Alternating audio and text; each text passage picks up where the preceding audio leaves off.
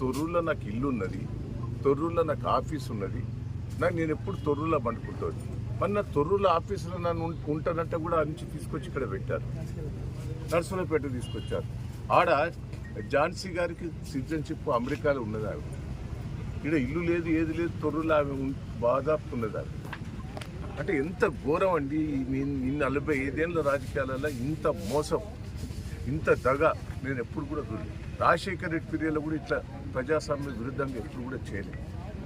కానీ ఇప్పుడు ఎందుకో ప్రజాస్వామ్య విరుద్ధంగా నాకు రాజకీయాలలో ఈ కక్ష సాధింపులు చేయటం వల్ల రాజకీయాల్లో ఉండాలన్నా తప్పుకోవాలన్నా ఏంది ఇంత గోస ఏందండి? ప్రజలు నాకు పట్టం కట్టారు.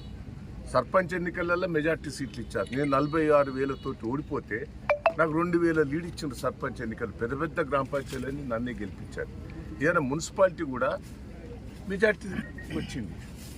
ఇంత ప్రజాస్వామ్యంగా వచ్చిన దాన్ని ఇంత దౌర్జన్యంగా చేస్తా నాకైతే బాధ ఉన్నది, నాకు ఏడుపు వస్తున్నది. అసలు రాజకీయాల్లో ఉండాలన్నా రాజకీయాల నుంచి తప్పుకోవాలన్నా అనిపిస్తుంది నాకైతే. ఇంత గోస, ఇంత ప్రజాస్వామ్య విరుద్ధంగా చేస్తుంటే ప్రజలు పాపం సంతోషంగా ఉన్నారు. కార్యకర్తలు కూడా రాత్రింబాలు కష్టపడ్డారండి. మా కార్యకర్తల కష్టాలు చూస్తే అయితే నాకు బాధ అనిపిస్తారు.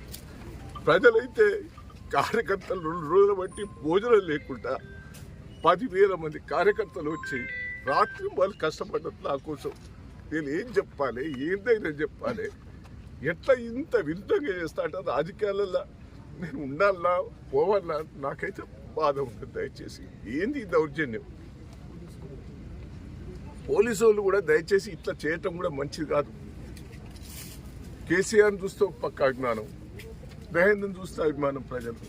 కానీ ఇంత అరాచకాలు చూస్తుంటే నాకైతే ఏమన్నా చెప్పండి. నా కార్యకర్తలకు ఏం జవాబు చెప్పుకోవాలి? కార్యకర్తలకు నేను ఏం జవాబు చెప్పాలి? పాపం తెగించి పనిచేసారు 2 రోజులు. జై తెలంగాణ.